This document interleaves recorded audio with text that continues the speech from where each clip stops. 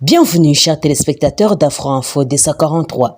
Des troupes burundaises disent avoir repoussé avec succès une attaque contre les civils par un groupe armé local présumé à Mushaki, territoire de Massissi, ce samedi 25 mars. 2 civils blessés ont été évacués par les équipes de forces armées de la République démocratique du Congo et les CADEF ou du KIG de l'East Africa Community vers l'hôpital de CBK Ndosho à Goma pour d'autres médicaments. Autre nouvelle, Munyamariba Nyunga Emmanuel, âgé de 56 ans, un grand notable Hutu dans les territoires de Massissi, a été assassiné par des hommes armés non identifiés vers 19h à l'entrée de l'hôpital CBK Ndosho. Il a été acheminé à l'hôpital déjà décédé selon une source hospitalière. La coalition Forces armées de la RDC et UPDF annonce avoir neutralisé au moins 20 rebelles ADF la journée de ce samedi 25 mars 2023 le long de la rivière Nzeloubé, c'est dans le secteur de Rwenzori en territoire de Beni. Nous sommes toujours en province du Nord Kivu. D'après le colonel Mac Azukai, qui est le porte-parole de cette coalition militaire, ces terroristes, ces rebelles sont ceux qui avaient échappé à l'embuscade du 16 mars dernier. Et la même source souligne que plusieurs importants matériels de guerre ont été saisis à cette occasion par ces deux armées partenaires. Une information aussi confirmée par le capitaine Anthony Mwalushai, porte-parole du secteur opérationnel Sokola 1 Grand Nord, qui précise que plusieurs d'autres terroristes ont pris fuite dans le parc national de Virunga après d'intenses combats. Ne pouvant plus tenir devant le feu des forces armées de la République démocratique du Congo, certains terroristes ont pris fuite vers la forêt communément appelée Ngandu dans le parc national de Virunga. L'armée ougandaise, qui vient de se joindre aux forces armées de la République démocratique du Congo, poursuivent les terroristes ADF dans cette direction. Les opérations de fouille se poursuivent pour le moment. Donc, ce bilan est encore provisoire.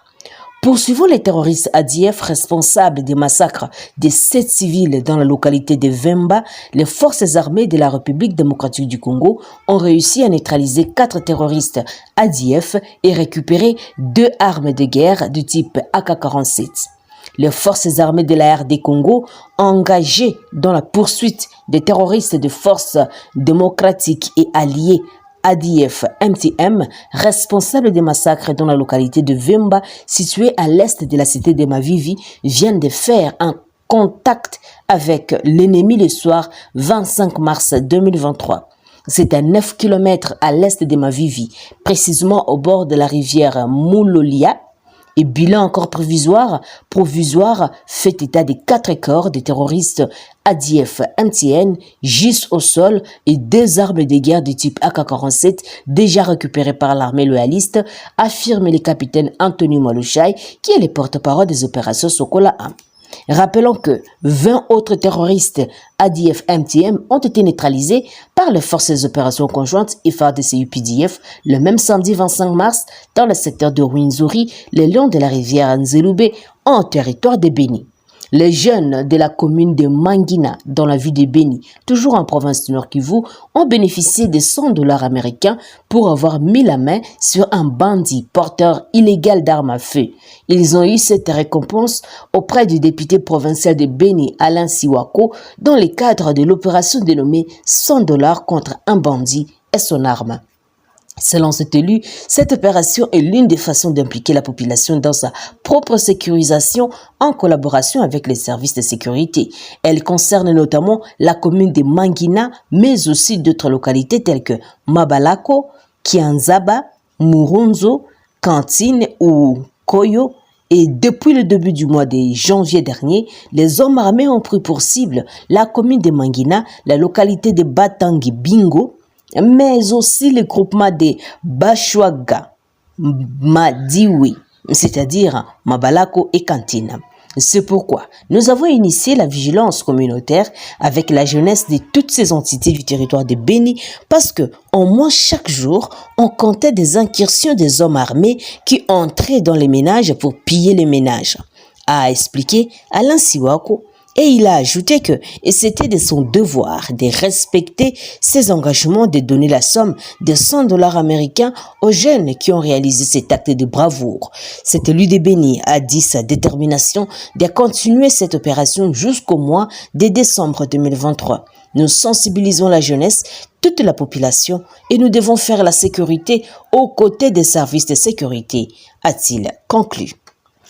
Autre chose, la coalition Forces armées de la RDC et UPDF a affirmé vendredi 24 mars avoir neutralisé 20 rebelles ADF lors des opérations militaires conjointes à Moalika dans le secteur de Rwenzori et une partie de la chefferie de Bachou en territoire de Béni.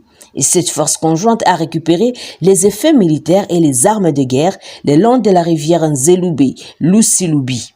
Et parmi les matériels récupérés, selon les deux porte-parole des opérations militaires dans la région, il y a 8 armes de guerre du type SMG et AK-47, plus de 500 munitions, 7 panneaux solaires, 11 Corans, des tenues militaires des forces armées de la RDC, des radios Motorola et des filets de pêche.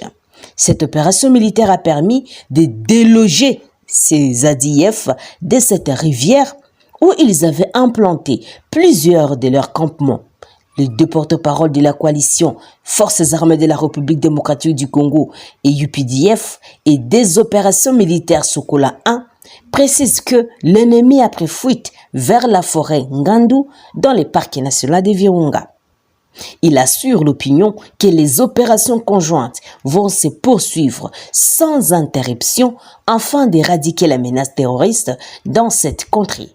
Et le même vendredi, les forces armées de la République démocratique du Congo ont en outre tué 4 autres rebelles ADF dans la localité de Vemba, secteur de Benimbao.